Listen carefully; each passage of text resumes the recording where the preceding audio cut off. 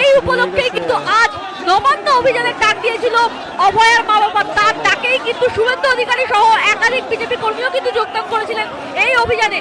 এবং park street মোড়ে, একেবারে পার্ক স্ট্রিট মোড়ের ছবি আপনারা এই মুহূর্তে দেখতে পাচ্ছেন। পার্ক স্ট্রিট মোড়ে কিন্তু পুলিশের সঙ্গে সাধারণ মানুষের একবারে ধস্তাধস্তি, ধুন্ধুমার পরিস্থিতি সৃষ্টি হয়েছে পার্ক স্ট্রিটে। একেবারে পুলিশের লাঠিচার্জ শুরু করেছে এবং সেই ছবি কিন্তু আমরা তুলে ধরছি আপনাদের সামনে।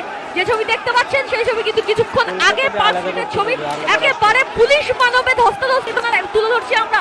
পুলিশ লাঠিচার্জ শুরু করেছে, সাধারণ মানুষের ওপর কিন্তু পুলিশ লাঠিচার্জ করছে। একেবারে যে ছবি আপনারা দেখতে পাচ্ছেন এই মুহূর্তে।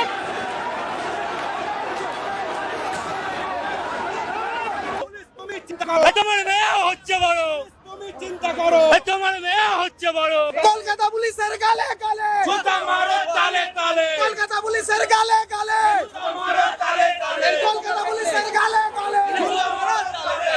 আমাদের ভারত মার পতাকার প্রতি পুলিশ কিভাবে পারিয়ে চলে গেছে। এই যে পতাকাটা আপনারা দেখুন।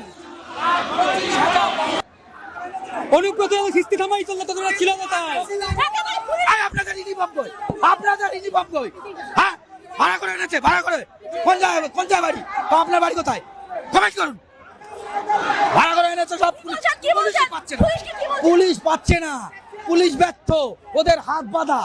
এখন এই যে ক্যামেরাটা করো, ক্যামেরাটা পুলিশদের হচ্ছে হাত বাঁধছে, নবান্নের 14 তলা থেকে হাত বেঁধে রেখেছে হচ্ছে পুলিশদের হচ্ছে আজকে যদি লাঠিচার্জ না করতো আগামী মাসের 1 তারিখ হচ্ছে মায়না ঢুকবে না এদের। এই সব কটাকে দেখান আপনারা, এই সব কটা হচ্ছে সে নবান্নের হচ্ছে 14 তলা, সব কটা পায়ের তলায় থাকে, পায়ের তলায়।